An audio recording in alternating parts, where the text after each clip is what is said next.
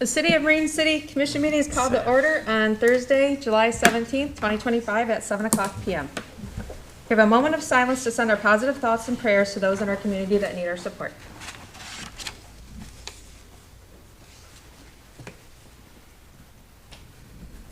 Okay, now please join me in the Pledge of Allegiance. I pledge allegiance to the flag of the United States of America and to the republic for which it stands, one nation, under God, indivisible, with liberty and justice for all. Can we get roll call, please? Commissioner Bryce. Here. Commissioner Hendrick. Here. Commissioner Clausen. Here. Commissioner May. Here. Commissioner O'Brien. Here. Commissioner Berg. Here. Mayor Vandenbosch. Here. City Manager Reeves. Here. Okay, on to 4 for approval of the agenda. And tonight I'd like to propose 2 amendments to the agenda. I would like to add closed session for item 15, so the City Commission can discuss pursuant to MCL 15.26H, consulting with the city attorney. And then under 11F, under TR Piper's Act for the sanitary and sewer repair, that we should change that to be on South 3rd Street and Hill Street manhole covers. And with those changes, can I get the approval for the amended agenda? So moved. Support. Any discussion? All in favor? Aye. Opposed? Okay. On to presentations, proclamations, and recognitions. And tonight, we have a presentation from Nickel and staff for our property and casualty insurance renewal.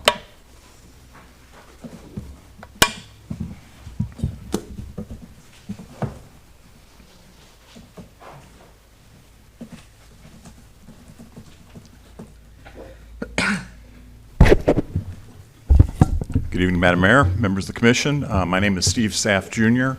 I am an insurance agent with Nickel and Saff, located in Mount Clemens. We've represented the city now for a number of years for your property and casualty insurance, and I'm here this evening to discuss the renewal and our efforts this year. I believe the city manager provided you with 2 documents, one being a proposal cover letter summarizing the coverages and some of the advantages of the program that we're recommending, and then more of a detailed copy of the proposal itself. I'm apprehensive to go into great detail, knowing that you probably have a full agenda, and insurance normally puts people to sleep, so I'm going to try to do a high-level review. What I would ask, if anybody has questions, please feel free to interrupt me. And of course, when I finish too, happy to take questions. Looking at the cover letter, identify the carriers that are participating in the program. These are A-rated carriers and admitted by the state of Michigan. By admitted, I mean they're guaranteed. In case of carrier insolvency, the state acts as a backstop to protect the consumer. Insurance is regulated by the individual states, not by the federal government, so the state of Michigan becomes the fiduciary for you in that case.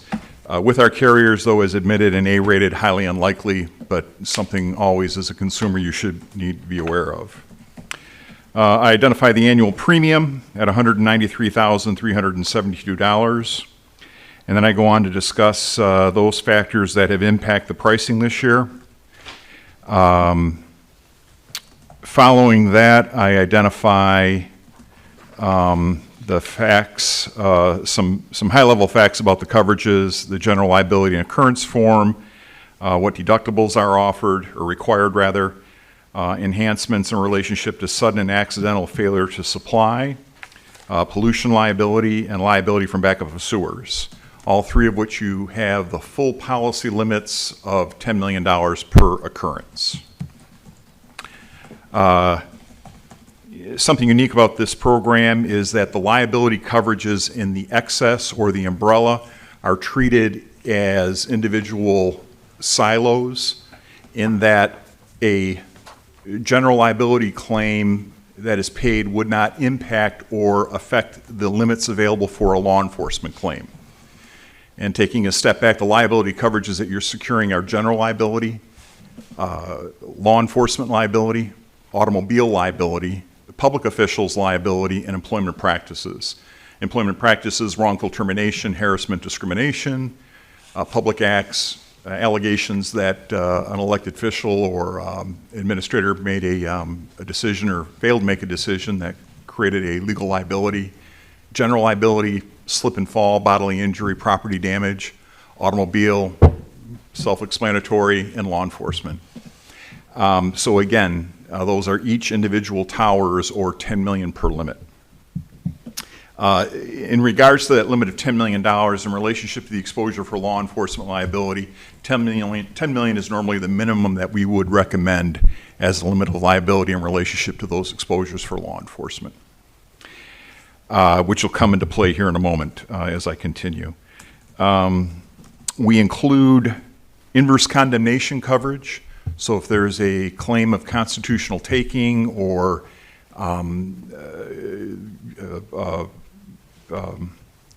constitutional taking is defined as a developer comes in and looks at a parcel and wants to build 8 units. And the planning commission says, we like this plan, but instead of 8 units, we want 4 units. And the developer says, well, wait a minute, you've taken value from my intended investment, you've taken from me, so they sue. So we've got a separate limit for that, and defense coverage included for that also, outside of the limit of liability. I go on to discuss the limited cyber coverages. I'm encouraged to hear that the city is pursuing multi-factor authentication. That's a mouthful after 6 o'clock. This is something that's become, if you're at all aware of the hazards of operating in the electronic age that we live in, bad actors abound. And the multi-factor authentication gives a second level of protection, requiring users to log in and then get a secondary notice which they have to affirmatively respond to. Once that is identified and we can declare that to a carrier, we can obtain a broader coverage with what we believe to be much more effective and contemporary coverages. So right now we're with a basic coverage for that cyber and liability, being a hybrid policy in that it covers your first-party expenses in relationship to a electronic media event, but also if there's liability that you're incurring as a result of your operations as a third party comes back at you. So again, once that MFA is in place, we'll be able to speak to the city manager about some different options and come before you again. This year we did a detailed marketing effort. Obviously, those of you that were in the commission last year, we had a nice jump in the premium, which resulted really from the increase in property values. Those of you that were here last year may recall that we commissioned a survey to identify replacement cost values, contemporary replacement cost values of all the city's buildings, contents within, and structures. And the concern there obviously being the impact that we're seeing from inflationary pressures on labor and material. We had a pretty substantial jump in those values, which reflected obviously in the premium. The comforting thing is that you are compliant with replacement cost provisions, and the blanket limit is afforded for all the buildings, including the old City Hall, which had been a problem in the past due to its age. But now, again, we've got all that under the blanket and a replacement cost basis. We went to market. We went to 4 different carriers, including the carrier that we're presenting today. 2 carriers declined, and 1 carrier came back with a premium of approximately $156,000, but unfortunately, they only offered $6 million in limits. They didn't give us that full $10 million that we were seeking, and their deductibles were much higher, and they didn't have the inverse condemnation, and there were some other things that continued to compound the factors that did not make that look favorable. We did attempt to go out and find a second carrier to sit on top of that $6 million to give us the additional 4, but what we found there in pricing blew the doors off where we were with the Trident program. In order to look at mitigating the premium, If you look on page 3 of the proposal letter, my third paragraph, I identify an alternative deductible that the carrier is presenting for 3 of the coverages. And this was not included in the handout, but I did this to help illustrate why you may want to consider increasing those deductibles. A moment ago, I made reference to the fact that you've got the 5 liability coverages. In addition to that, you have automobile physical damage, property, in the marine, and I'm sorry I ran out, so. How many more you need? That's right. We have one at the end and 2. Are you guys all set down there? Gentlemen, you all set at the end? We're good. John, you're good? Okay. So, there's a savings of $12,589 if you increase your property deductible from $1,000 to $2,500. If you increase the public officials deductible from $5,000 to $10,000 and the employment practices from $5,000 to $10,000. Now, one thing to keep in mind with your deductibles is that they apply to 2 things: the defense expenses and the payment of damages. So should you have a claim filed against you and we begin to incur expenses for defense and investigation, right away you're on the hook for those expenses up to the deductible. There's many situations, and this has been common in Marine City, as many of our communities, where claims are filed and we see allegations made and we respond and defend, and ultimately the city or the municipality prevails, and all that's been incurred are those defense expenses. So even though you haven't had to pay damages, which you do have coverage for certain covered claims, you would still incur expenses to defend yourself up to that deductible. So for the property claims, that's self-explanatory. If there's fire, vandalism, theft, windstorm, we've got a property deductible there.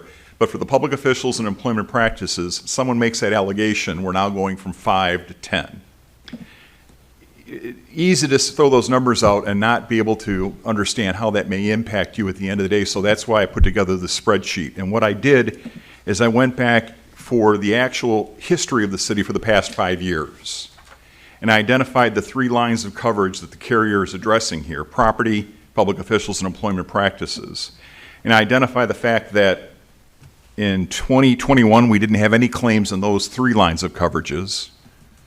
In 21-22, we had one employment case where you would have, if you would adopt $10,000 deductible, incurred an additional $5,000 in expenses. 22-23, no claims. 23-24, we had a property claim. In that case, you would have incurred an additional $1,500 in deductible expenses. And last year, fortunately, we didn't have any claims in these 3 categories. If you would have incurred those extra deductible expenses over the 5-year period, you would have been looking at $6,500 in additional out-of-pocket expenses. The other side of the coin, the savings, we know that the hard number for savings for this year would be $12,598. And this is where I kind of greased the wheels here. What I did is knowing that the premium would have been probably less than prior years, I reduced that amount by 10% per year going back for the 5 years. So that's how I come to the $11,300, $10,200, $9,100, $8,200, and $7,400. I estimated and just backed off 10% a year to give us what I felt was more of a realistic idea of what the premium savings may have been by year. So that number is a little, is a projection. So looking at that, there would have been $46,400 in savings, offset by the $6,500. The city would have enjoyed $39,931 in savings over that 5-year period. So this demonstrates the fact that in relationship to your actual claims history, by increasing the deductible for those 3 options, it would have made economic sense to take those higher deductibles for those 3 items. This does not change the deductibles for the law enforcement liability, for the general liability, or the automobile physical damage, and any of the other coverages in the marine. So that's probably the decision that you're faced with today.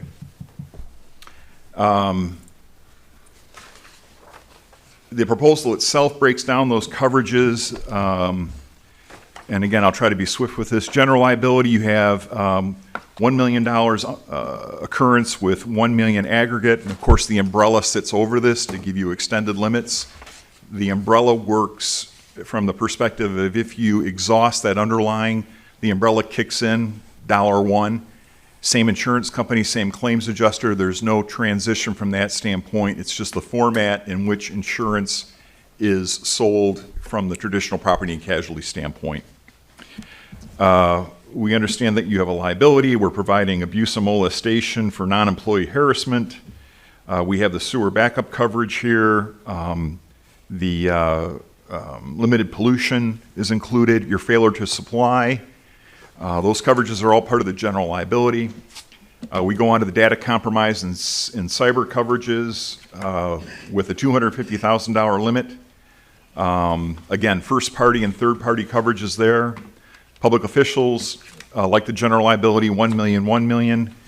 This is occurrence form. It is not claims made. This is where we're picking up the inverse condemnation. We also give non-monetary defense coverage.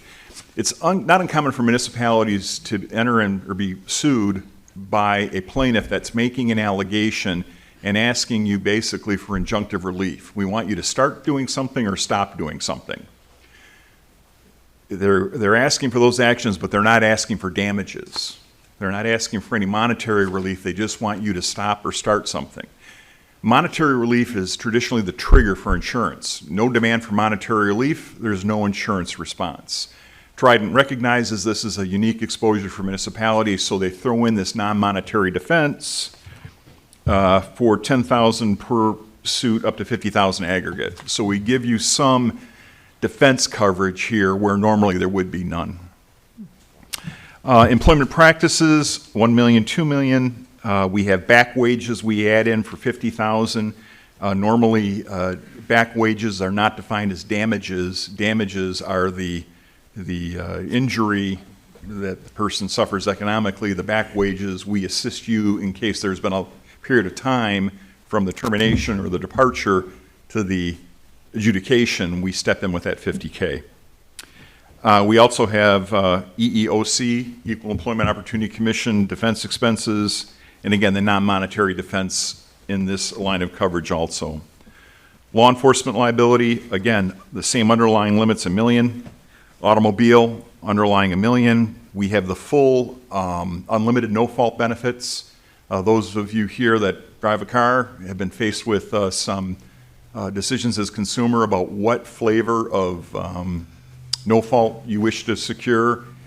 Historically, we had the unlimited limits here in Michigan, the broadest in the nation. We still have that choice as consumers, but now you can limit or reduce and cap that dollar amount in an effort to save premium. With municipalities, we find that it's not at all infrequent where a resident or a visitor to the city may be in a position where they do not have any auto insurance. And the statutory no-fault laws have a hierarchy. If you don't have your own insurance, you go to the next guy. The next guy doesn't have it, you go to, and it's happening, it ends up ending in your lap. So we always recommend that unlimited, and the cost is not a large part of the total expense. We have the automobile physical damage, comprehensive and collision.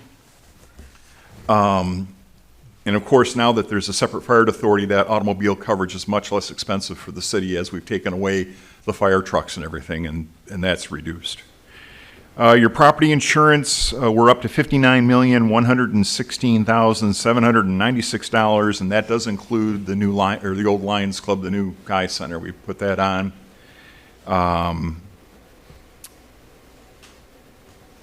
We provide all kinds of details about additional coverages such as business income loss, equipment breakdown coverages. In the marine, this is your contractor's equipment used by DPW in the field. Property coverage comes in three different fashions, basically. Buildings and contents, automobiles, the physical automobiles themselves, and then everything else. You've got a backhoe that's not licensed. You've got a yard equipment used by DPW, that covers under the inland marine. Where we're covering over $704,000 in equipment that's been scheduled that we identify.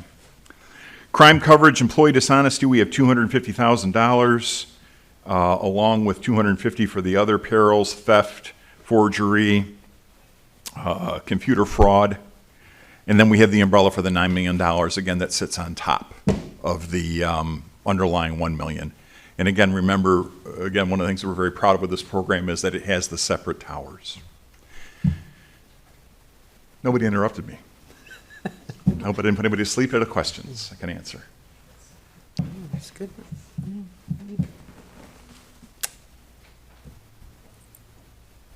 I think we're good, Stephen. Steve, just so they're clear, the deductibles are per claim, right? And Yes, sir. that's- Yep. So you don't, your deductible isn't a yearly amount, it's a per claim deductible. In the case of employment and public works, or public occurrence, we call that a wrongful act. Right. And again, when we demonstrated that history on the spreadsheet over the 5-year period, you only had the one. So it would have been that additional $5,000 out-of-pocket expense to take the higher deductible. And I would think that he's correct on the equitable claims against communities are on the rise, injunctive and other equitable claims, and it's good to have coverage for those. That's fairly unique. We think so, yes. Yep. And just so you know, it is our intention to move forward with the FFA, and we believe we're gonna be receiving a grant from the state of Michigan. They put it off for several months now on announcing the grant, and that's all we're waiting on, and we'll go through that factor as well. Great. Thanks, Steve. Any questions? Okay, thank you.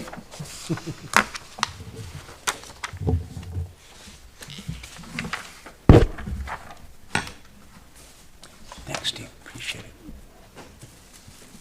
Okay, now on to 6 for public comment. This is going to be the time for public comment. Any of the member of the public may address the city commission on any topic. Please step to the podium, state your name for the record, and be heard. No commissioner, department head, or city staff will respond.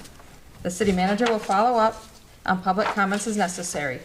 Please limit your comments to 5 minutes and direct all your comments to me as the meeting chairperson. Please refrain from the use of profanity, and please do not direct any comments to any other members of the public. Does anybody like to speak? Sir? My name is Bob Smith. I don't know if it's appropriate or not to share a video with you guys. Can you pass it along as I'm talking? I think just, you can just describe it in your public Well, comment. it's, okay. I was a victim of the sewer backflow. I discovered it Saturday. I called up, well, I didn't, the niece called the Public Works for me, and she said the mayor and the city manager were out investigating, and the Public Works was busy, and that someone would either stop by or call. It didn't happen. I can't blame the mayor or the city manager, because they probably never got the message. So I proceeded in my recovery effort to save what I could. Then I started cleaning. You know how hot it was. Well, imagine everything that you have covered in feces.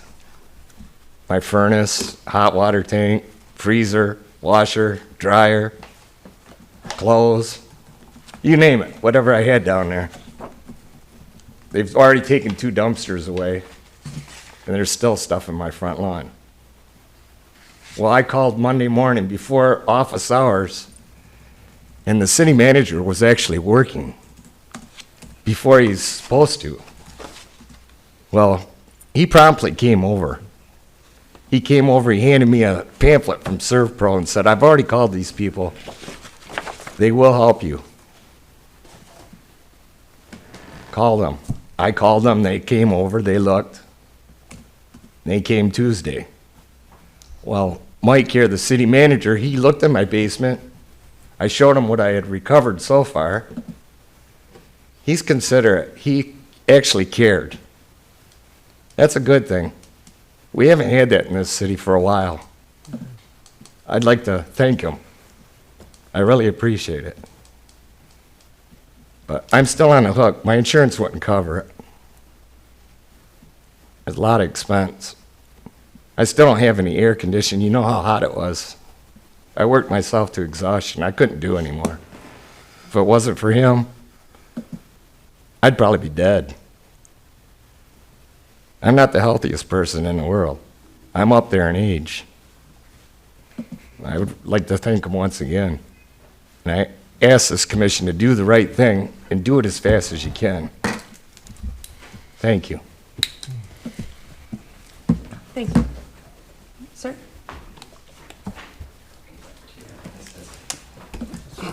My complaint, copy of my complaint, and there's some pictures here. If you want to look at them. Evening, Mayor, Commissioners. I live at 563 Maple Street on the Bell River, and people get to enjoy their riverfront property because back in the 1900s, Marine City came out with a bylaw that you could, on the riverfront side of your property, you could only build a fence 4 feet high, chain link thing, so you wouldn't block your neighbors, what have you. Well, I'm totally blocked off. So just a little history, when Shafiq bought the property in that area to build the subdivision, my neighbor, the Morans that live at 710 Pleasant, it's my understanding well, of course they didn't want homes built next to theirs, but anyways, the subdivision went through and my house was built right next to their property. So they put 4 pine trees were planted 1 foot within the property line. And their property line doesn't run straight beside my house, it runs on an angle behind my house shortly. And yeah, the property line it runs at an angle and takes up about 20% of the back of my house. So when I look out the window in the corner of my house, all I see is pine trees. I don't see the river. But I'm right on the river, and I can't enjoy any of the river to the north whatsoever. The pine trees now are probably 40, 50 foot high. They're over top of my house, 20 feet at least. The branches are overhanging the top of my house. The trunks of these trees are like 14 feet from my basement wall, and the roots are up against my basement wall. Anytime there's any wind or anything, there's pine needles all in our screens, all on our deck. But those trees got to be moved out of there, because if lightning hits those trees, my house will burn down for sure. They're right there between the corner of my house and the waterfront edge, the edge of the waterfront. And I'm just totally blocked right off. And they shouldn't be there. I've complained several times verbally. I've put it in writing twice, and now in front of city council. So I've got to have something done. So somebody's going to have to look at it. And like I say, they come up with a bylaw that you could only put a fence 4 feet high. I've got a privacy fence 40 foot high, solid wall from the corner of my house to the water's edge. So that's my complaint, and I hope the city council can look at it. And I'll be coming to the next couple of meetings till I get a decision on it or something in writing, so I can take it on to the next stage if I have to, or whatever I have to do. My wife's had it. She's totally fed up with the trees, so. And I did cut some of the lower branches off because, like I said, they planted these trees a foot inside the property line. Didn't give them any room to grow, knowing that half the trees would grow onto my property. I've tried to cut some of the lower branches off so I could cut my lawn and what have you.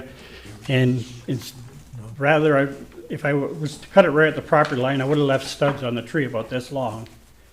And instead I cut it right at the trunk, and they come after me for that. So since that time, I haven't cut any of the branches on there, so. Okay, that's all. Thanks for your attention. Thank you. Send that back. Can I get your phone number? Phone number? 586. Thank you. Thank you. Thank you, Mr. Smith. 8956. I will call you. Thank you very much. I will call you next week. I have never heard of this. No, we're well aware of the ordinance. Okay. Thank you. Thank you. And there's the other one, you can't plant trees in a row either. So. To form a fence, yes, we got it. Thank you. Sorry about that. Hello again. Genevieve Prang. I'm with the Historical Society today. And I've got a fun one. This is the Marine City's Outdoor Maritime Museum Guide that Laura Merchant put together with the Historical Society.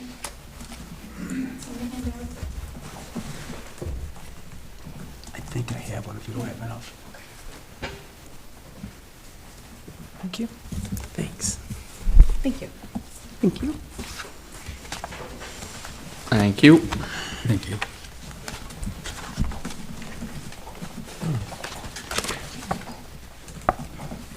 So in here, it takes you through all of the parks and tells you a little bit about the artifacts that are in them and the mosaics.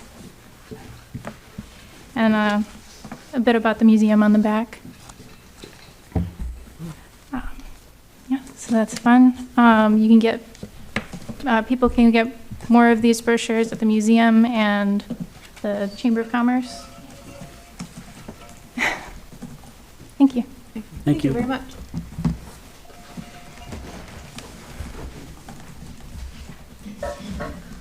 Well, I also represent the Historical Society, and just on two things. Very briefly, I will tell you that this year we are planning to give out 4 of our matching grants for Paint the Town.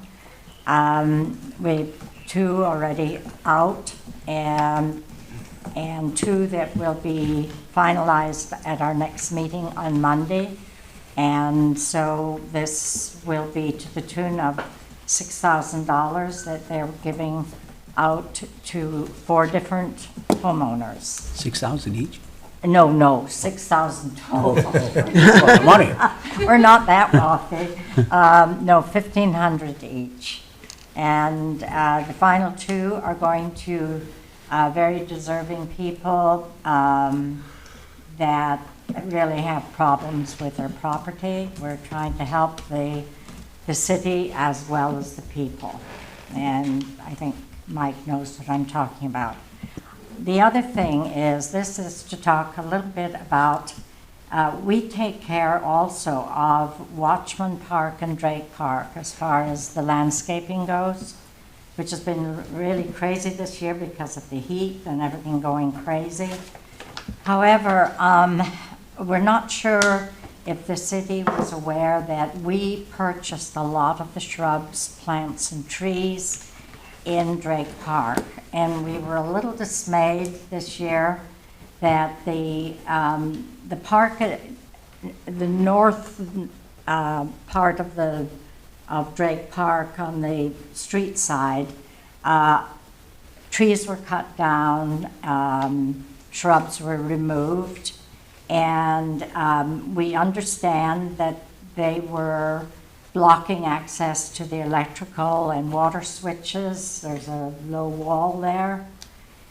And so we do understand why some of it needed to be removed, but it would have been nice if we had been informed ahead of time that this was going to happen. There were 2 service berry trees taken down, and I don't know whether you know it or not, but they are now, they didn't take the roots out. So now they're sprouting all over the place, and we are not going to touch those. We are an older group except for 1 young person so far, and so we pay people to weed, plant, mulch, and everything, and it is expensive. So anyway, Cheryl Zimmer and I went to Marine City Nursery today to look at replacement shrubs that would be more suitable. And we're keeping in mind that you need access to those panels on that short wall. We would like to have low-growing hydrangeas and other small shrubs, none of which to reach a higher height of 3 feet. As far as where the anchor is, the grasses have gone wild. We're going to have to cut those back to about half the size they are now, and some of them will have to be removed completely. It's costly for us to replace all these plants, even though Marine City Nursery will probably give us some discount. And we'd like to go over, once we pick out some idea of plants, and we're talking about costing us $2,000 and maybe more to fill in where things have been taken out without encroaching on the area that you need to get at that panel. we need to be able to talk to the city and have what we choose approved, that it's not going to get cut down again, and especially not without us even knowing. And we don't know, would it be with the city manager or would it be with DPW? I don't know who makes those decisions, but maybe later you could tell me. And we have agreed to take care of these parks and we want to continue to do it. But if we're not consulted, about removing things, that really isn't very fair to us. We also wondered, we noticed that the hedgerow down at the water end where there's a mosaic, that has been removed completely. And we would like to put something smaller, something attractive that wouldn't block anybody's view. And as usual, I go over my time. I apologize. But anyway, thank you. Thank you. May I just address something real quick? Would it be okay if we met next week and discuss this? Call my office or come in and see me. We'll have Yes. there's other reasons why, beyond what you're aware of, that we had to remove plants and bushes, and there's issues ongoing in regards to allowing different types of vegetation in the park. So before you plant anything, Oh, we won't do anything. yeah, don't spend the money until we have a chance to sit and talk about it. Absolutely. Thank you. Anybody else? Anyone else? Okay. Seeing and hearing none, we'll move on to 7 for approval of the minutes. The city commission meeting minutes of June 19th, 2025. I'll make a Go ahead. I'll make a motion. Support. Any discussion? All in favor? Aye. Opposed?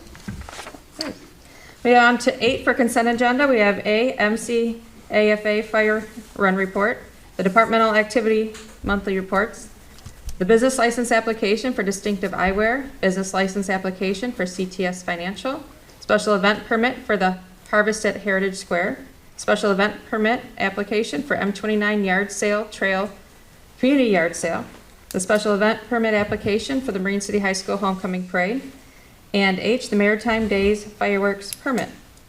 Can I have a motion to approve the consent agenda items A through H as presented? Make a motion to approve the consent agenda, letters A through H. Support. And can I have roll call vote, please? Commissioner Bryson. Yes. Commissioner Hendrick. Yes. Commissioner Clausen. Yes. Commissioner May. Yes. Commissioner O'Brien. Yes. Commissioner Berg. Yes. Mayor Vandenbosch. Yes. Motion carried. Okay. On 9, items removed from the consent agenda, there are none. On to financial business, 10. 10A, the expenditures including payroll of $1,585,690.44. Can I have a motion to approve those expenditures including payroll in that amount of $1,585,690.44? Make a motion to approve expenditures including payroll for $1,585,690.44. Support. Hey, any discussion?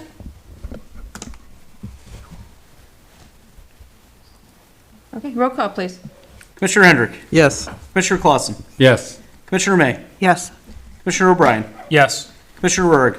Yes. Mayor Vandenbosch. Yes. Commissioner Bryson. Yes. Motion carried. Okay, under B, the preliminary financial statements. Can I have a motion to receive and file the preliminary financial statements as of June 30th, 2025? So moved. Support. Any discussion? All in favor? Aye. Opposed? Okay. On to 11A, unfinished business. We have board appointments for the Planning Commission. Can I have a motion to appoint Andrew Pakladinas to the Planning Commission for a term ending June 30th, 2026? So moved. Support. Any discussion? Roll call, please. Commissioner Clausen. Yes. Commissioner May. Yes. Commissioner O'Brien. Yes. Commissioner Berg. Yes. Mayor Vandenbosch. Yes. Commissioner Bryson. Yes. Commissioner Hendrick. Yep. Motion carried. Okay. B for board appointments for the Ordinance Review Committee. Can I have a motion to appoint Terry Philo as citizen at large to the Ordinance Review Committee? I'll make a motion. Support. Okay, any discussion? Roll call, please. Commissioner May, Yes. Commissioner O'Brien, Yes. Commissioner Rourke, Yes. Mayor Vandenbosch, Yes. Commissioner Bryson, Yes. Commissioner Hendrick, Yes. Commissioner Clausen. Yes. Motion carried. Okay, under C for Ordinance Review Committee, so setting the first meeting date and time. City Manager, City Attorney, want to discuss that? Well, we're fully staffed now, right? Yes. Yeah. So the clerk is gonna get me an email for each of the persons on the committee, and I'll be establishing the first meeting time with an agenda. We'll kind of go at it the same way we did with the charter process. I've sort of carved the codes and ordinances into 4 different sections, and we'll start section by section. Okay. I think we have it fully staffed now, right? Yep. Yes. Okay, She was the last one. okay. Madam Mayor, Yes. I did reach out to the members of that committee as well, as requested. One member did say that they preferred Tuesdays and Wednesdays with their schedule, with 6 PM or later. I know you'll communicate, but No, that's I just wanted to follow up with that. The rest of them had open availability. Tuesdays and Wednesdays were preferred.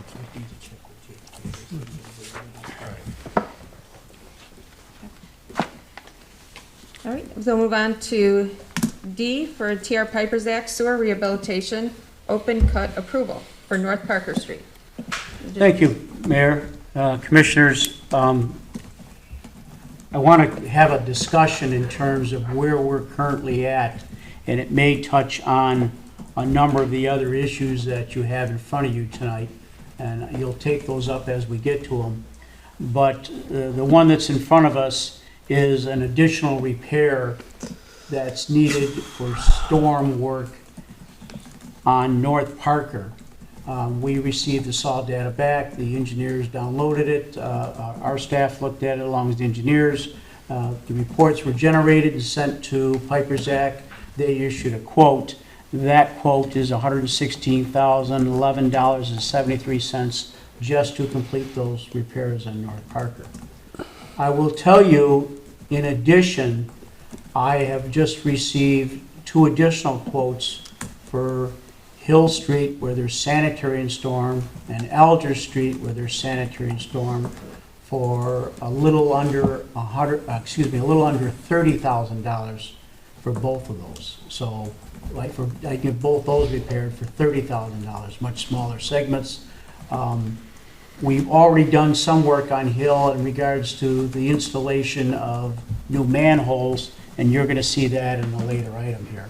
So the conversation we need to have is I'm at a point that we're trying to close out phase 1 and phase 2 of this water main project. And what I mean by close out, we're still working on one end, replacing water main. We're still have significant work to do with private service tie-ins of all kinds. And we have some major tie-ins that have to do in terms of the old system, the new system, and looping systems. But on the other end, we've completed all the repairs on South 3rd Street from Ward to Chartier. That was the first one that I brought to you, then you later ratified. That was approximately $209,000 at the time I brought it to you. And then I signed a change order, which you were made aware of, for an additional $18,356.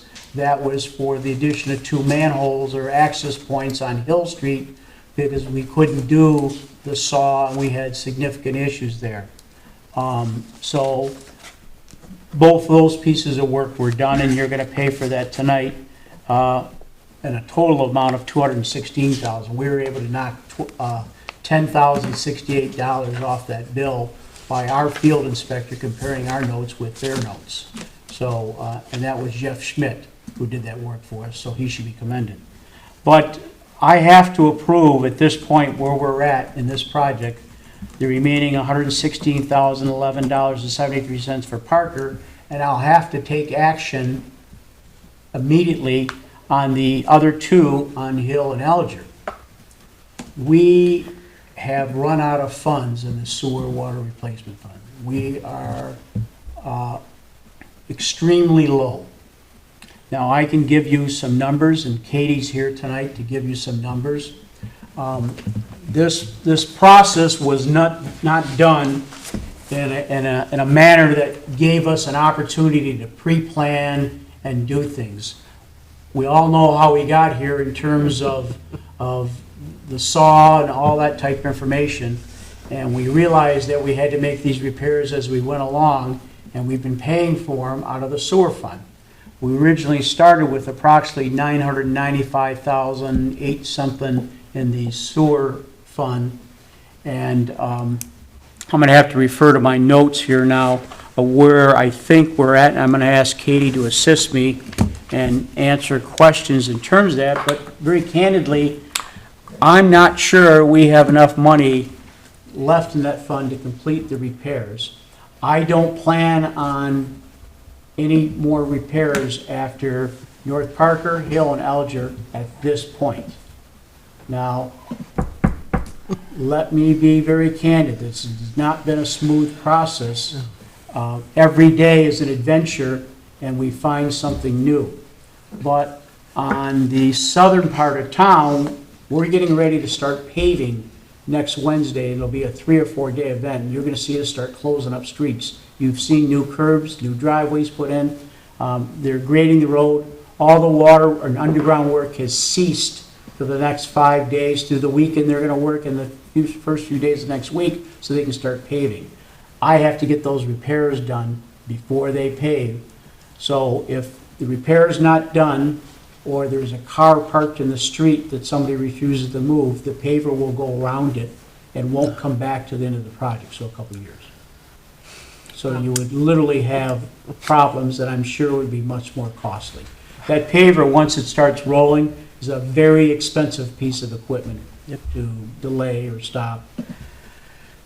The plan going forward is to, I've already started taking quotes for the engineering work for Phase 3, which is the work between the two rivers.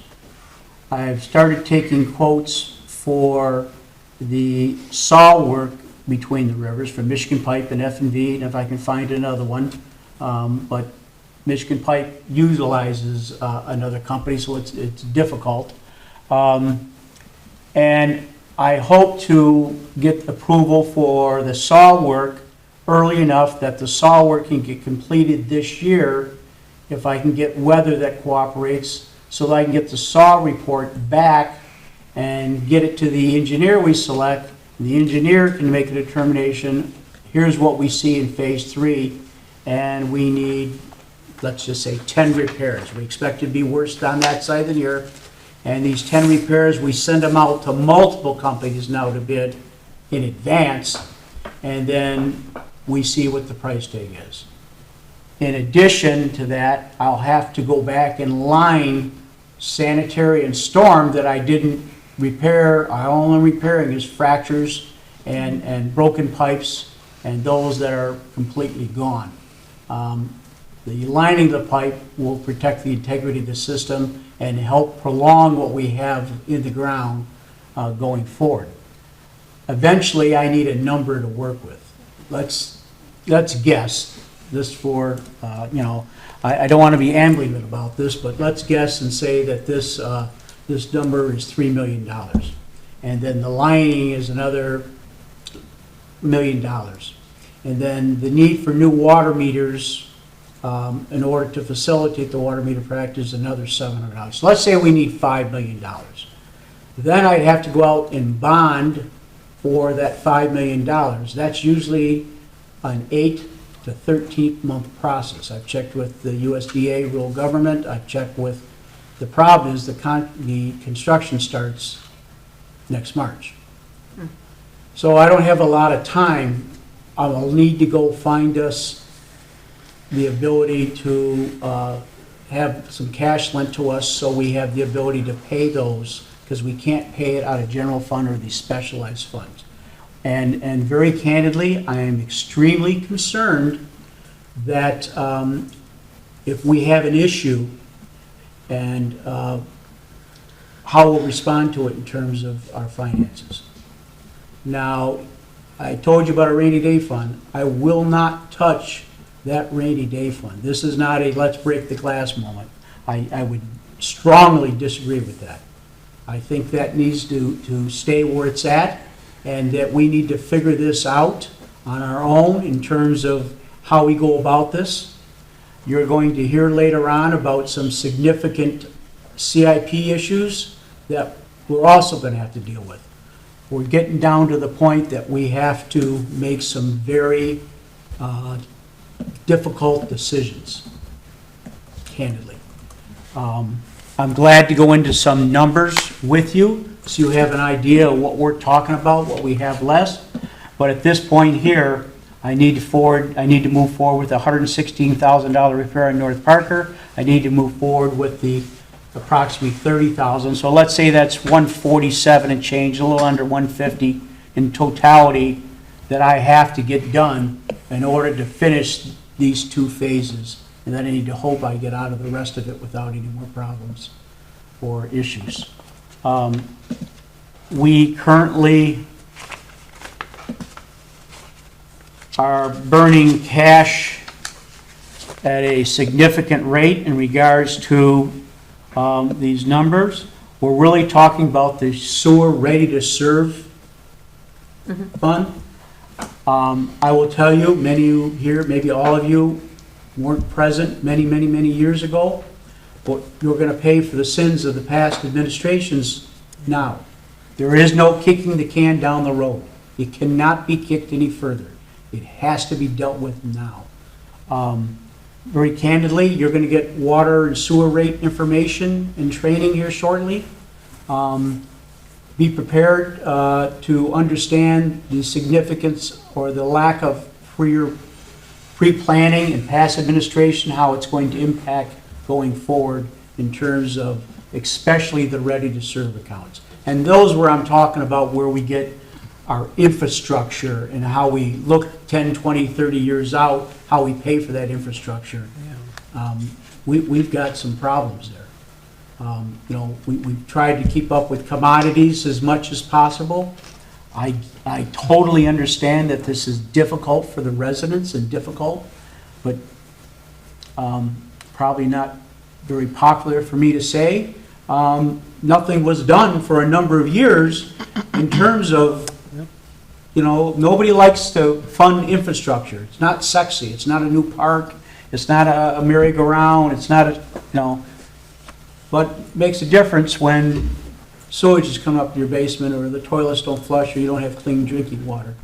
And I'll tell you, my focus has to be on the infrastructure right now. I have to zero in on making sure that we can sustain infrastructure so the residents have the ability to have those services that they expect.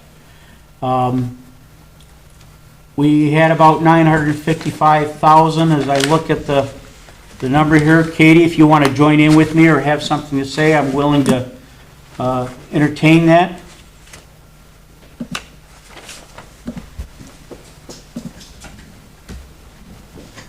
This part's not fun at all.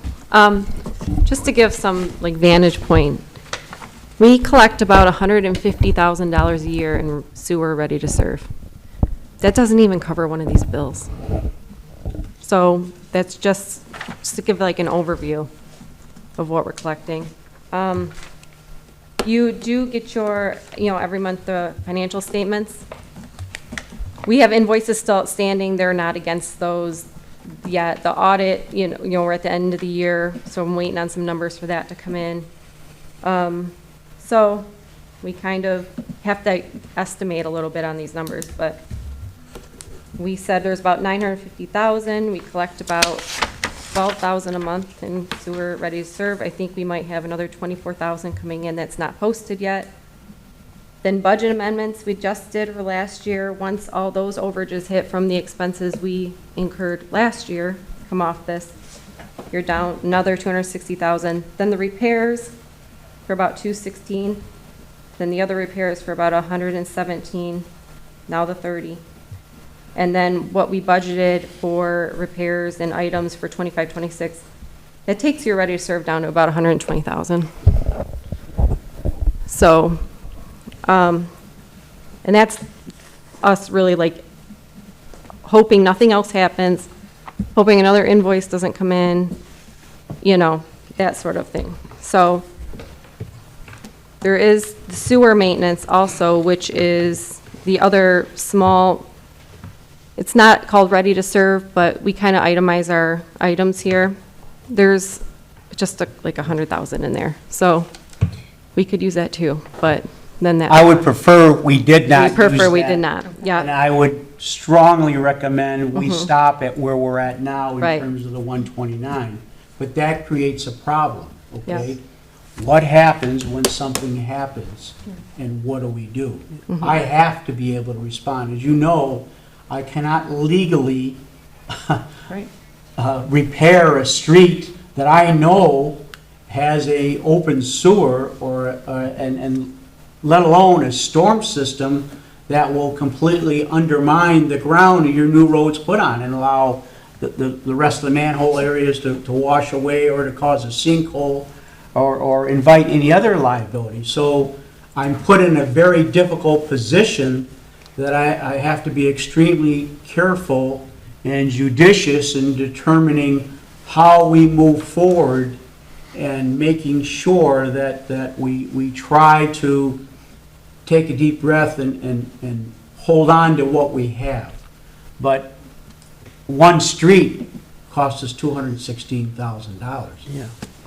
Yes, it had multiple intersections with multiple issues and multiple problems, but and just so you know, what we're told so far, and our own staff can add to that, we expect the other side between the rivers to be far worse. So, has this been as bad as we thought it was in certain spots? Has it been, there's a couple spots we thought would be terrible, they're not as bad. And there's a couple that we were concerned about, and they were bad. So, about, I think, what we expected perhaps in some areas. But every day that, we call it exploratory digging, every day there's exploratory excavation, we find a new gem that we have to deal with. This That we isn't also- even, the wastewater treatment plant is also where we expense that money out of that as well. Yeah. And those are big items, And- so. Let me also remind you that none of the city's costs are covered in this grant and loan program, the way it was wrote. So we are incurring a ton of labor time. I mean, a ton. Overtime hours, some of these guys working 5 and 6 days, 7 days a week, call-outs, overtime, equipment, and items used for water leaks, sometimes respond to 3 and 4 different leaks a day. 1,400 clamps. Generally, we'll have a leak on an area that'll end up being disposed of anyway. We can't reuse the clamp. There's $1,400 down the drain, plus all the man hours are involved. None of that's respond. All the door hangers, the numerous notifications, and we're eating all that. We're eating every penny of that. So there'll be other parts of the budget that you're going to see that impact as well. We're doing our best to control it, but I want to be upfront, I want to be honest with you. You need to understand what we're facing here right now. I don't think anybody in this board feels good with 130,000 left in sewer count and another 100,000 another count. And I'll tell you, I don't want to touch another dime of it because I know around another door I'll have some I have to deal with. So I'm at the point that I'm sounding the alarm and saying, hey, folks, I may have to go and find something.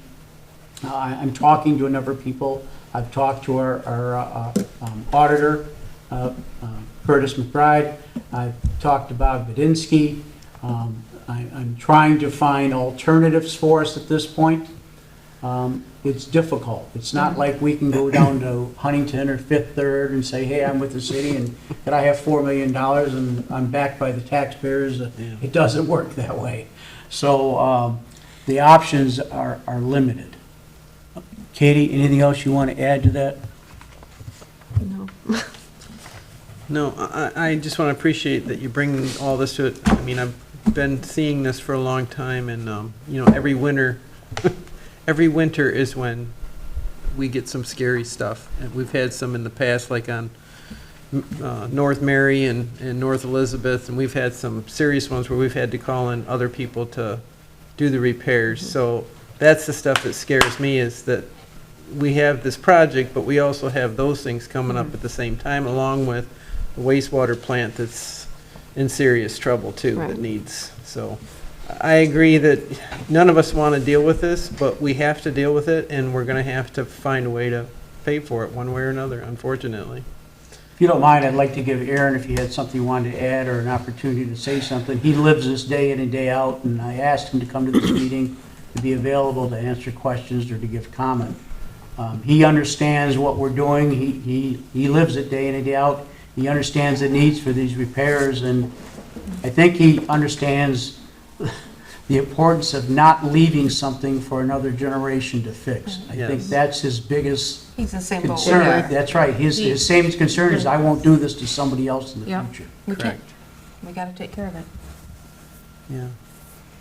I know one Just thing get he more says to me, I don't know if we brought it up, but with the usage of our equipment, I mean, something you think that might last, I'm just saying 10 years, because they've had to use the equipment so much the last Going fast. half year, That's a Sure. good point. that's gonna be an issue too. I know we talked about the vac trucks, not gonna make it as long as Bring they me a thought. bad truck here soon. You know, some of the equipment Good point. is just not, because the usage hours are just ranking up, so those are more expenses down the road. Yes. So the first thing I'd ask is that the board consider authorization for the open sewer cut pool, the repairs on North Parker Street, in the amount of $116,011.73. I'll make a motion to approve the sewer rehabilitation open cut for North Parker Street for $116,011.73. Support. Any other additional discussion? Okay, roll- Understand that after that's done, because we'll be in between meetings, I will have to do an emergency, and I'll bring it back to the board for ratification for the other two repairs for $30,000. I have no choice. Okay.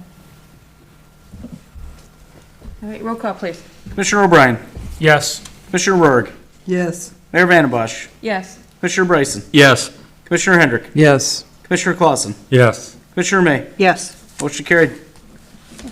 And now, item E, the TR Pipers Act, the Marina and Fishing Pier Improvements approval. Did you want any discussion on that before we go? Yes, if I could explain the process that went through there, it's a little bit different than normal, so that everybody understands what happened. We put out to bid the marina project, we put it out, AEW handled that bidding process for us, and we posted it all over, and we had two companies reply. One was Tierra Pipers Act, and their original bid was in the area of $173,000 and change. And another company called Premier Access, and their bid was in the area of $120,000 and change. And they weren't, I wouldn't call them similar in nature, where you could say, look at one and compare it and say it was an apple and apples. But what we did is we had AEW conduct their full process and review the bid and go put them both through a cost estimator so they could see what other companies would, charge, an industry standards type thing. And they found a couple things in their process. One, that it appeared that the bid from Piper's Act was closer to what the industry standards would be versus the other one, even though the other one was lower. But the second issue was that upon the verification of the references that were supplied, there was a difficulty in multiple references. They asked for additional references, and there was difficulty in those references as well. They did an internal review with that company, and that did not pass with glowing colors. So, and I can go into greater depth if you'd like, but I think you can understand their suggestion to the city is that we reject both bids outright, and then change the scope of the project, or reconsider the project, change the scope, and then decide how we wanted to go further, or go back to one or the other, what do you wanted to do. But they couldn't recommend the low bidder. So I rejected both bids after talking to the engineers and the company that handled the process. And then we determined to put two projects together, both grant projects. One was the fishing pier that was supposed to go on the other side of the river, couldn't be done because of the bridge abutment, the tiebacks, and everything else. We told you we moved to this side of the river, adjacent to where the marina develop's going. We married the fishing pier project with the marina development project, and then we went back to Piper's Act and said, we feel that your original bid was a little high, but you're within the realms. Would you consider rebidding the entire project, taking this as the fishing pier as a change order to the process, and give us a price for that? So what came out of is the price you have in front of you today, $188,352.96. So the Marina Park went through the complete bid process. We rejected those bids. The fishing pier did not go through any of the processes. Both of these are now well within the grant amounts that we received. Both with the fishing pier, it fit right into the grant amount, and the phase one of that park. So what I would ask you to do is to approve TR Piper's Act for the marina and fishing pier improvements in the amount of $188,352.96. I'd ask you to waive formal bidding process on the fishing pier, as it's included as a change order in this project. And I'd be happy to answer any questions if you have. Okay, then I believe first we'll need the motion to waive the competitive bidding on the fishing pier. Yes. I'll make the motion to waive competitive bidding for the fishing pier. Support. Any other discussion? Roll call, please. Commissioner Berg, Yes. Mayor Vandenbosch, Yes. Commissioner Bryson, Yes. Commissioner Hendrick, Yes. Commissioner Clausen, Yes. Commissioner May, Yes. Commissioner O'Brien. Yes. Motion carried. And now can I have the motion to approve the quote from TR Piper's Act for the marina and fishing pier improvements in that amount of $188,352.96? I'll make a motion. Support. Any discussion on that? Roll call, please. Commissioner Bryson, Yes. Commissioner Hendrick, Yes. Commissioner Clausen, Yes. Commissioner May, Yes. Commissioner O'Brien, Yes. Commissioner Berg, Yes. Mayor Vandenbosch. Yes. Motion carried. And to F for TR Piper's Act, the change order for sanitary and sewer repair on South 3rd Street and the Hill Street manhole covers ratification. So if I can, just to reiterate, we talked about this earlier. They originally bid $209,662, I believe, for the work on South 3rd Street. Then there was an additional $18,000, I think it was $356 for the two manhole covers on Hill Street. They did both the works together. They submitted a bill for $227,655, but after the submittal of the bill and during the run to put the packet together, our field inspector reviewed their bill, sat down with them, went back over, and we were able to remove an additional $10,068 from the bill, making the amount $216,064.02.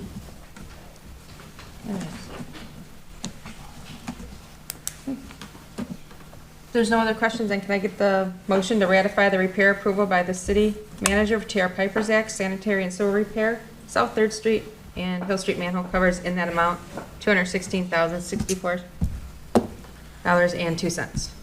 Make a motion to approve the ratification of the change order for TR Piper's Act for $216,064.02. Support.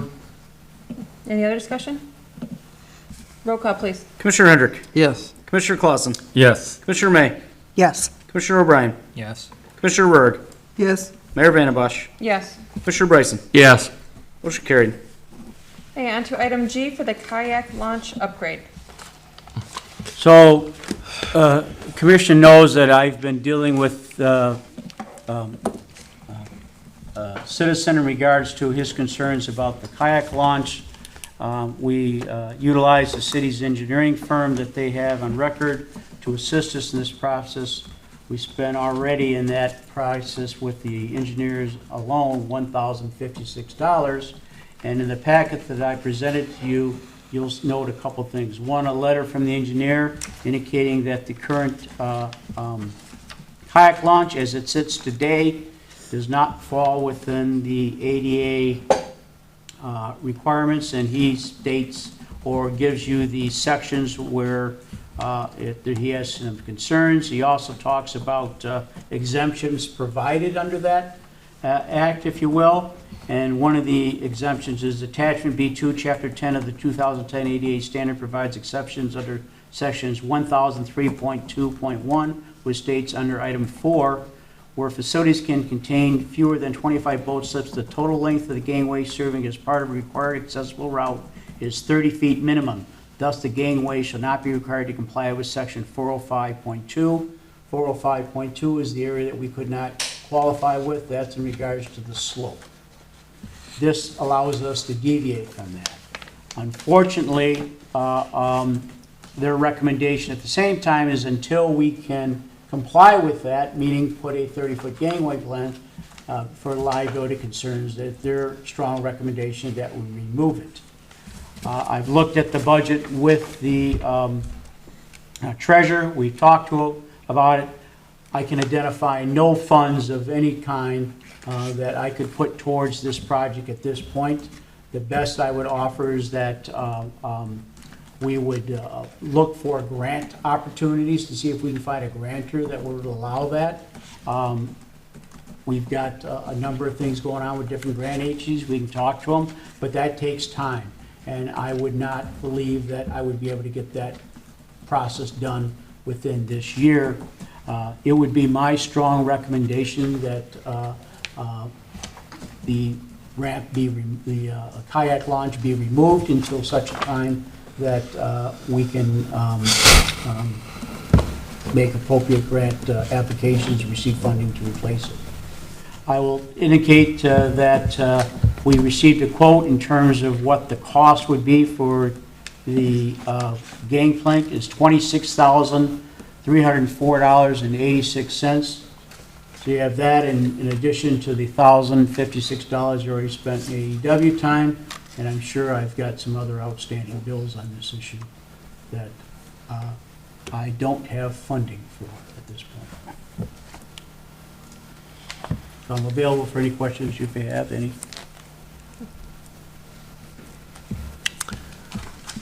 I guess the only thing is, you know, it's sad we got to do this, but it's, you know, we have to follow what the law is. So, to me, the only other thing is to post something so everybody's aware when they go there. You know. I can post a temporary sign explaining that we'll be,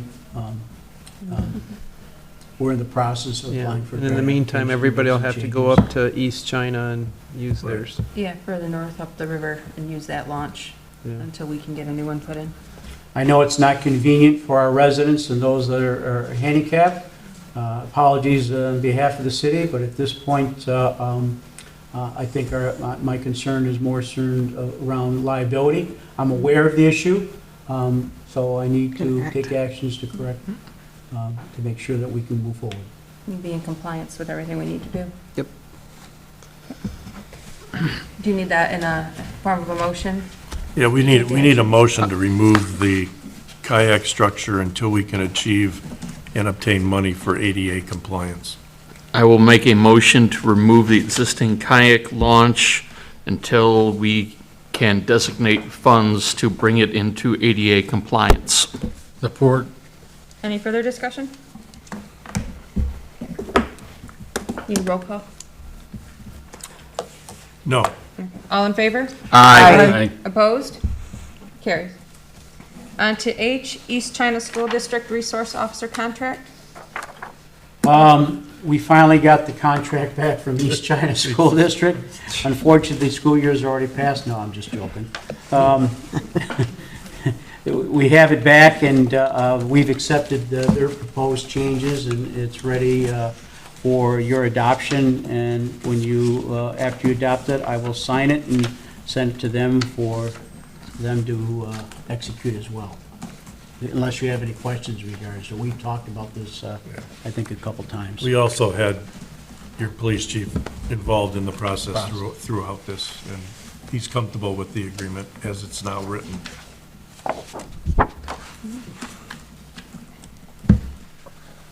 All right, can I have a motion to approve the East China School District Resource Officer contract as amended and presented? I'll make a motion.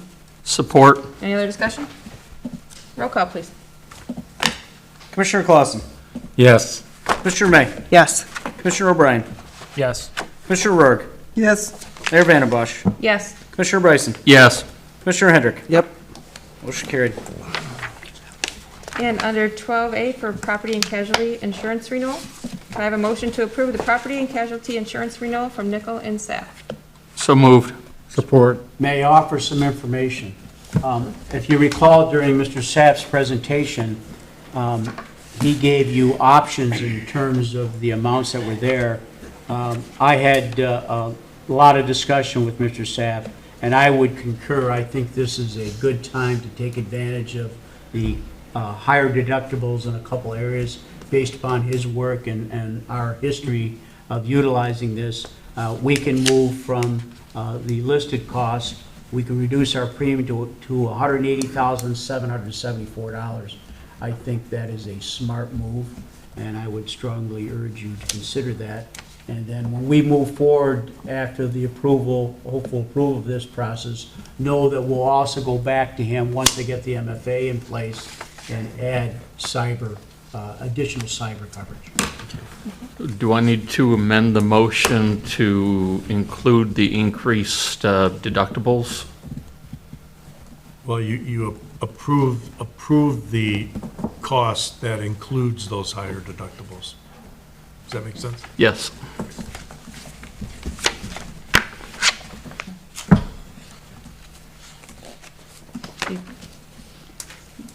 So you want to approve the one in the amount of $180,774 with a higher deductible? Yes. Yes. Okay.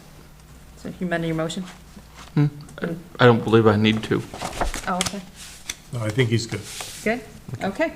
No other discussion? Roll call, please. Who was the support on that, Madam Mayor? I'm sorry. Support. Thank you. Commissioner May, Yes. Commissioner O'Brien, Yes. Commissioner Rourke, Yes. Mayor Vandenbosch, Yes. Commissioner Bryson, Yes. Commissioner Hendrick, Yes. Commissioner Clausen. Yes. Motion carried. Okay, on to 13 for administrative reports. We have the city attorney report. I'm good this evening. Thank you. City manager. No report, Mayor, thank you. Steve. Reports from department heads. We do have several, actually. Anyone? 5. Fire chief, police chief. Aaron? Just some research that might be handy. Katie? Sewer backups. All right. I Jason? do have a few things, Madam Mayor. First thing, I wanted to announce there are a few board vacancies still. That last one that was posted on our Facebook page included the 2 appointments we made this evening. There are still 3 vacancies on the TIFA board. 2 of those are a partial term. 1 vacancy on the Zoning Board of Appeals, which is a partial term, and 1 vacancy on the Arts, History, and Culture Commission for a citizen at large, and that can be a resident or non-resident for that board. If you're interested, the applications are available on our website, and return them to myself. I'll put another posting out with that updated and a due date, probably go 2 meeting cycles, so second meeting in August for that. Next, we do have our new rental website up and running for all of our the city community properties, including the Guy Center, the Mariner Park Pavilion, and the 300 Broadway Bandstand. Same process on our website. Just click on the Make a Reservation bubble on there. It'll take you to the page, give you instructions. You have to create an account, and then it takes you to the external website with it. If anybody's familiar with renting any of the facilities from the East China School District, it is the same software that they use. Very user-friendly, and it makes it easier for us to track on our end. It includes invoicing and things as well, so it makes it easier for us to track, and we can kind of see our revenues on that end. Segueing into that, the 2026 bookings for the Guy Center from January to June of 2026 are now open. So if you're interested in reserving the Guy Center for any dates beginning January 1st through June 30th, 2026, visit our website and click that Make a Reservations bubble and make a reservation for that. Live meetings will be coming soon. I've spoken with CTV Channel 6, and we're hoping to have those here within the next month. We'll make an announcement on our website and our Facebook on how to access that live for commission meetings only at this point. But when that's ready and we get the thumbs up to go, we'll make sure we list that for residents to follow along. Farmers Market, week 2 was just completed today. We are now up to 15 vendors. We had 12 last week, so we gained 3 more in a week. I actually had a new one this morning, and we really don't want to turn anybody away, but we're losing space quickly over there. The farmers market's located at the new Guy Community Center, 545 Ward Street. We've been posting, we've put our flyer out there. A lot of the community groups, farm to table groups are sharing that. The vendors and market vendors are a big community, and they're sharing that, helping get the word out there. I was not able to be there to close it today, but Carol Brown, deputy clerk, was there, and she talked to most of the vendors, and they said it was very busy today. So people are coming out for it, getting their fresh produce, fresh baked goods. Weather was kind of decent today, not too hot, but it was windy. There were no tents set up over there. A little issue with the wind this morning, but we'll get there. It's a work in progress. I think week to week, if we keep growing with vendors and people visiting it, it'll be successful. There's a vision for that with the grant project coming over there, and some of the changes that we're going to make. So hopefully we can make this grow and becomes bigger and more successful than it is today. Lastly, since he's here and I'm going to call him out, so I want to thank Aaron Atkinson and the DPW for their hard work. Even the little things that I asked for at the Guy Center for the farmers market, with as busy as they are, he goes, I will get you a guy. Even if it's for 5-10 minutes, they're working their tails off. So I wanted to thank you and the DPW for helping me with that and getting that rolling. And that is all I have, Madam Mayor. Thank you. Thank you. All right, on to Commissioner Privilege and Liaison Reports. We'll start with Commissioner Clausen. No, I have no report. Okay, Commissioner Bryson. Just real quick for everyone, it's thunderstorm season. Excuse me. If you have a storm drain in front of your property, take a minute while you're mowing the lawn and just kind of clear it off. Help the DPW out. They can use all the bit of help they can get, I think. So again, if you have a storm drain, just take a few minutes, get the debris out of it. But that's it. Thank you. Commissioner Bryan. I just want to extend a lot of empathy to all of the residents that are dealing or dealt with and continuing to deal with this ongoing sewer crisis that happened. It's going to get tough as we have to pave these roads. Please cooperate with DPW, MCPD, and the city orders coming through to clear the streets so that we can get them paved and set up as this is finally rolling out. It's going to be better for the community. It's an inconvenience during the time, but it helps us all down the road. That's it. Okay, thank you. Commissioner May. I'd kind of like to piggyback off on, I do have a tremendous amount of empathy for the community. However, I hope that the community can show a tremendous amount of empathy towards those that are in the trenches right now, the DPW, and all of the work that Mike has done. Again, all of these issues were inherited. None of these issues were because of lack of anything that somebody up on this board did. I've heard numerous businesses frustrated when water and stuff is shut off. However, they are not frustrated with the DPW. They have been very, very gracious in saying, we understand it's not the DPW's fault. They come in, and Aaron and his guys come in and make sure that they know, listen, we didn't have a notice either. Like, we were caught off guard. And so I think from a standpoint of having somebody out there helping to buffer in between us and the customers, Aaron and the DPW have done a great job, from what I'm hearing, communicating and just trying to keep the business owners. And it's a tough spot for everybody to be in. I also would like to thank the Marine City Fire Department as well as Marine City PD from an emergency medical standpoint because of some of the closures and stuff that we've had. We've had assistance from the police department, helping us get stretchers where we need to go. Joe has been tremendous on helping the ambulance guide in, just because we don't always know, what road might be closed and if it's blocked from that. So again, I think it goes to show that the teamwork that's sitting up at this table, the teamwork and the structure that's out in the road, if everybody can be patient, that when we get through this, this is really going to be at the level that it should have been 10 years ago. And that's all I have. Thank you. Commissioner Roy?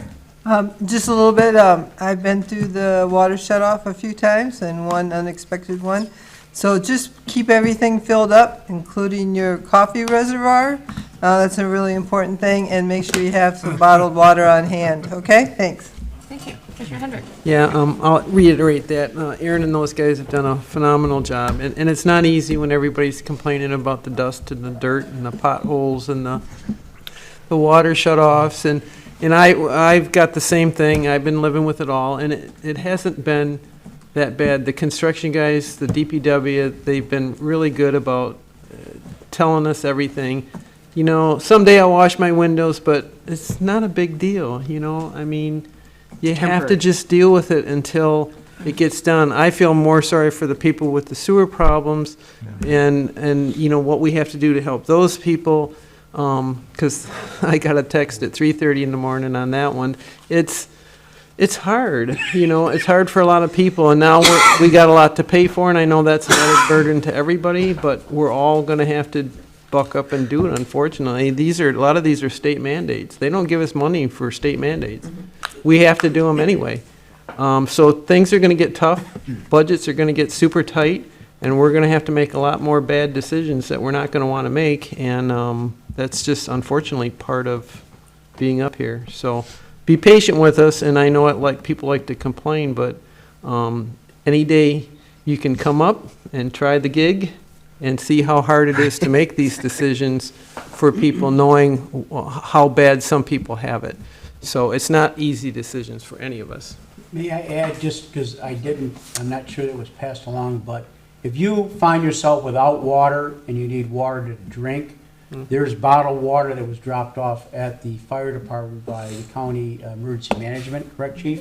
And it's available at the fire department, so you could go to the fire department, and if you didn't have the ability to get there, we can find a way to get you some water. Yeah.